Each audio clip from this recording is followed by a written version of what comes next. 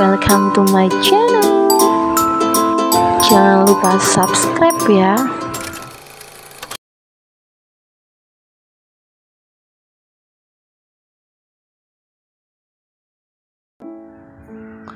Malam ini, untuk pertama kalinya Satya tidur di kamar yang sama dengan Suci. Pria itu merasa gugup. Begitu juga dengan wanita yang kini sedang berusaha mencari kesibukan untuk menetralkan detak jantungnya. Satya duduk di ranjang, sedangkan Suci sedang membereskan lemari baju yang memang sudah rapi sebenarnya. Aku dengar dari Bening, katanya dia Mbak, maksudku kamu suruh tinggal di pavilion, ucap Satya membuka pembicaraan. Ia hampir saja lupa memanggil Suci dengan panggilan Mbak. Iya, aku ajak dia pindah ke sini. Dianya menolak. Jadi aku tawari untuk tinggal di pavilion. Dengan begitu, kamu juga jadi dekat dengan kami semua setiap hari. Kata dia mau minta izin dulu sama AA. Bagaimana keputusan AA? Mendengar panggilan AA, serasa ada yang menggelitik. Seumur hidupnya, baru kali ini Satya mendengar panggilan demikian untuk dirinya. AA? Ditanya, malah senyum-senyum sendiri. Suci merajuk. Maaf, semua keputusan aku serahkan padanya. Selama itu membuatnya nyaman, aku setuju saja. Baiklah, besok aku minta tolong paman untuk mencari orang untuk membersihkan dan mengecek semua keadaan pavilion. Kembali hening. Namun saat ini Satya sedang memperhatikan Suci yang belum berhenti mencari kesibukan. Apa kamu terganggu aku ada di sini? Tanya Satya lembut. Suci tergagap. Hah? Enggak kok, A. Aku hanya gugup saja, jawab Suci jujur. Lalu, apakah ada yang Pak Pras suka lakukan sebelum tidur? Siapa tahu aku bisa melakukannya. Enggak, tidak ada. Maksudku, kamu hanya cukup menjadi diri kamu sendiri. Aku rasa kamu tahu bagaimana sifat dia. Satya menerawang, mengingat saat-saat kebersamaannya bersama almarhum bosnya. Tidak ingin membahas Pras lebih jauh lagi, Satya meminta Suci untuk segera naik ke ranjang. Kalau begitu, naiklah. Bukankah kita sudah sepakat untuk memulai semuanya dari awal? Pria itu menepuk bagian ranjang di sisi kiri tubuhnya. Dia bukan pria brengsek. Dia hanya ingin menjadi suami yang baik. Dan dia sangat paham, salah satunya dia harus bersikap adil pada kedua istrinya. Jadi, meskipun belum ada rasa cinta, Satya tetap mencoba belajar untuk memperlakukan Suci sama seperti dia memperlakukan Bening. Dengan pelan, Suci naik ke ranjang. Ia merebahkan tubuhnya di samping Satya. Apa bantal guling ini biarkan di tengah saja? Tanya Satya. Terserah AA saja. Satya memindahkan guling yang awalnya berada di kasur ke sofa. Ia pun menelentangkan tubuhnya. Memandang langit-langit kamar, ia mengajak Suci mengobrol. Apa yang kamu rasakan saat ini? Tanya Satya. Entahlah, aku merasa seperti pengantin baru yang gugup saat pertama kali satu kamar dengan suaminya. Jawab Suci jujur. Bagaimana denganmu? Gugup, tapi hanya sedikit. Keduanya kembali diam, sampai akhirnya Satya kembali membuka suara. Adakah yang kamu mau dariku? Apa? Ya, apa saja. Apa yang kamu inginkan, katakan saja. Aku tidak mau hanya karena kurang komunikasi, hubungan kita jadi beku. Apa kepada Bening kamu juga begini? Satya menatap mata Suci. Ya, aku ingin menjadi imam yang baik untuk siapa saja makmumku. Suci mengangguk-angguk mengerti. Boleh aku bertanya sesuatu? Apa itu? Bagaimana hubunganmu dengan Bening setelah kita menikah? Baik-baik saja. Hubungan kami masih sama seperti saat hanya dia yang menjadi istriku. Bedanya, hanya sekarang waktu bertemu kami menjadi berkurang. Suci terdiam. Ia sangat merasa tidak enak. Maafkan aku, karena kalian harus berjauhan.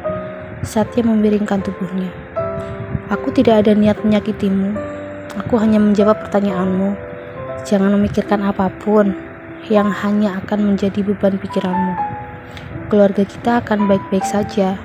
Aku akan menjagamu, menjaga anak-anak, bukan karena Pak Pras mata, tapi karena janjiku pada Tuhan. Begitu juga denganku dan Bening. Kami akan baik-baik saja. Air mata haru menggenang di pelupuk mata Suci. Bolehkah aku memelukmu? Satya tersenyum. Tentu saja, dibukanya lengan yang tadi bersedekap. Suci langsung mendekat ke tubuh suaminya, mencari kenyamanan yang baru ia dapatkan. Satya pun balas memeluk Suci saat lengan wanita itu melingkar di punggungnya. Apa yang harus aku lakukan malam ini? Tanya Satya saat mereka masih saling memeluk. Apapun yang ingin kamu lakukan. Satya mencium kening Suci. Apa kamu mau jika malam ini kita melakukannya? Apapun. Aku istrimu. Aku akan melakukan apa saja yang suamiku inginkan. Mendapat persetujuan dari Suci, Satya mulai mengecupi bibir wanita itu. Kecepatan itu berubah menjadi ciuman dalam ketika Suci meresponnya. Bagi Satya, ia bukan hanya memikirkan nafsunya semata. Ia ingin Suci juga merasakan bahwa pernikahan itu tidak hanya memberi, tapi juga menerima. Ya, sekalipun belum ada cinta, hak Suci sebagai istri sama dengan hak Bening. Bibir Satya mulai menjelajah wajah Suci, telinga hingga ke leher. Pria itu merebahkan tubuh sang istri. Mata mereka saling tatap. Senyum terbit di bibir masing-masing. Pria berusia 27 tahun itu turun dari ranjang. Mata Suci mencari tahu apa yang akan dilakukan. Wanita itu tersentak saat bibir Satya mulai mengecup kaki mulutnya. Rileks saja, nikmati malam ini. Lepaskan semua yang selama ini tertahan. Mendengar itu, Suci menurut. Ia menikmati setiap kenikmatan yang Satya beri. Nikmati malam ini. Tidak perlu malu, tidak perlu takut. Aku tidak akan menyakitimu.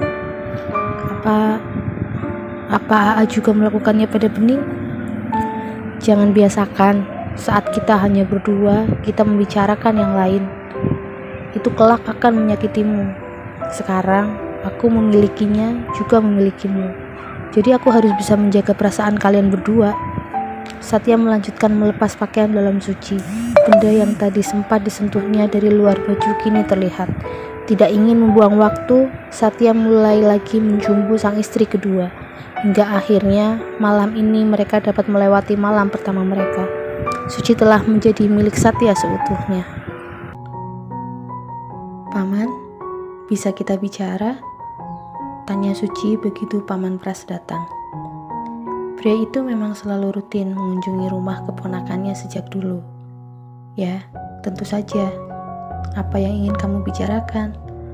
Suci mengajak satu-satunya keluarga Pras itu ke ruang keluarga. Kemudian duduk di sofa. Aku mengajak Bening untuk tinggal bersama di rumah ini, tapi dia menolak. Aku menawarkan untuk tinggal di pavilion dan dia mau. Lalu, apa Paman bisa mencarikan tukang untuk merapikan pavilion? Meskipun kecil, setidaknya dia merasa nyaman. Ide yang bagus, tentu saja. Nanti Paman akan mencarikan. Terima kasih, Paman. Bagaimana hubunganmu dengan Satya? Suci tersenyum, pipinya merona. Ingatan membawanya ke kejadian semalam. Senyum Suci menular. Paman Pras ikut tersenyum. Baguslah, kalau kamu sudah bisa menerimanya. Dia pria baik. Setidaknya kalian bisa mendapatkan apa yang tidak kalian dapatkan dari Pras. Paman Pras sangat menyadari mendiang keponakannya memang kurang luas kepada keluarganya. Iya Paman, entah kenapa Mas Pras menginginkan semua ini. Dia ingin kalian bahagia. Itu saja. Paman hanya bisa mendoakan semoga kalian, kamu, Satya, juga Bening bisa tetap akur, tetap harmonis selamanya. Amin, Paman. Satya dan Bening sedang membereskan barang-barang untuk dibawa ke pavilion. Selain baju-baju, ada juga barang seperti boneka pemberian Satya sejak awal mereka pacaran dulu. Juga saat Satya dan Bening belum jadian. Nih buat kamu. Satya memberikan boneka beruang kecil pada Bening. Mereka sedang duduk di teras pantai. Bening menerimanya.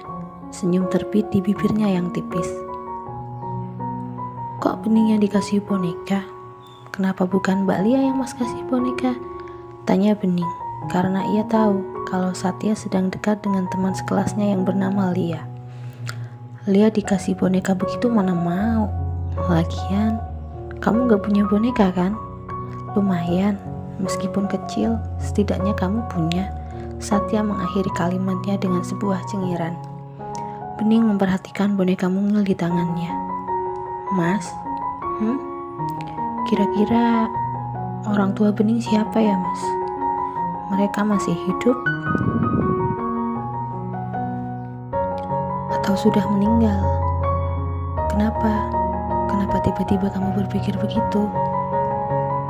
Selama ini kita hidup di panti berkat belas kasihan orang. Berkat donatur kita bisa sekolah. Sebentar lagi Mas Satya lulus. Apa Mas akan meninggalkan panti? Satya memperhatikan Bening lekat. Gadis itu sedang menatap langit malam yang kebetulan mendung. Kamu kenapa? Di panti ini, selain ibu, aku deketnya sama Mas Satya. Kalau nanti Mas Satya pergi, berarti aku kehilangan sosok kakak yang selama ini aku miliki. Kamu ingin Mas pergi atau Mas tetap di sini? Bening egois kalau menginginkan Mas tetap di sini. Mas punya masa depan sendiri. Tapi Bening juga nggak bisa bohong. Kalau Bening sedih juga kalau harus pisah sama Mas Satya. Mata Bening masih fokus menatap langit. Mereka memang sangat dekat. Dibanding dengan adik-adik yang lain, Satya lebih dekat dengan Bening. Begitu juga dengan Bening. Bersama Satya ia bisa membicarakan apapun. Kalau nanti Mas pergi dari panti, jangan lupa sering berkunjung ya. Dan nanti kalau Mas Satya udah punya pacar, Bening harus jadi orang pertama yang dikenalin. Dan kalau Mas Satya menikah, Bening harus jadi pagar ayunya. Yeay, siapa tahu malahan kamu yang menikah lebih dulu. Mas kan cowok. Kalau Bening masih lama Mas. Bening harus nemuin orang yang kayak Mas Satya dulu, baru Bening akan menikah kayak Mas. Bening mengangguk. Bening gak pernah merasakan bagaimana rasanya punya orang tua. Tapi karena Bening punya Mas Satya, setidaknya Bening merasakan yang namanya punya kakak yang begitu menyayangi Bening. Bening gak mau punya suami yang nantinya cuma bikin sakit hati. Jadi Bening ingin memiliki suami yang sifatnya kayak Mas Satya. Satu kecupan mendarat di pipi Bening. Kelak, kamu pasti akan mendapatkan yang begitu. Amin. Dan satu lagi, Mas tidak akan pergi dari panti sebelum kamu meninggalkan panti. Mas mau nyari kerja sambil kuliah. Syukur-syukur bisa bantu panti. Buat ibu bangga. Air mata menetes di pipi Bening. Mas sungguh-sungguh dengan ucapan Mas. Mas akan tetap di sini. Satya mengangguk. Jangan nangis. Mas gak suka lihat kamu nangis. Kelak, kalau suami kamu buat kamu nangis, kamu harus laporan sama Mas. Mas akan menghajarnya. Bening tersenyum. Ia beruntung memiliki Satya. Apapun status mereka, Bening bersyukur bisa bertemu dengan lelaki itu. Satya tersenyum memperhatikan istrinya yang sedang melamun sambil memperhatikan boneka beruang pemberiannya. Sepertinya ada yang ingat masa lalu. Bening tersadar. Ia tersenyum ke arah Satya. Iya, waktu itu aku gak sadar ada yang nyuri kesempatan nyium pipi gadis 15 tahun. Satya terbahak. Untung cuma di pipi, bukan di bibir.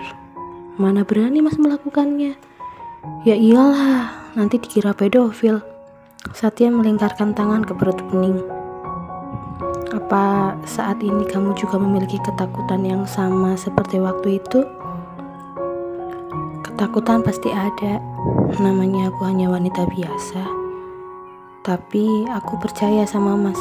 Seperti apa dulu Mas begitu menyayangiku, sekarang pun demikian. Tanpa Mas menjelaskan, aku sangat tahu itu. Terima kasih sudah selalu memahamiku tanpa aku minta. Bening membalik badan. Terima kasih sudah hadir dalam hidupku. Ia kecup bibir Satya, bibir yang saat ini bukan lagi hanya miliknya.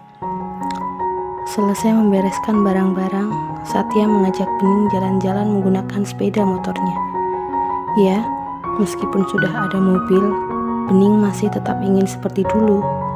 Saat bersamanya, wanita itu hanya ingin Satyanya yang sederhana, bukan Satya yang sekarang telah menjadi seorang bos. Mereka berhenti di depan warung bakso langganannya, kemudian memilih salah satu meja lesehan. Dulu, sebelum Satya menikah dengan Suci, mereka selalu ke tempat itu setiap kali Satya habis gajian. Semangkuk bakso jumbo dan 2 gelas es teh sudah ada di hadapan mereka.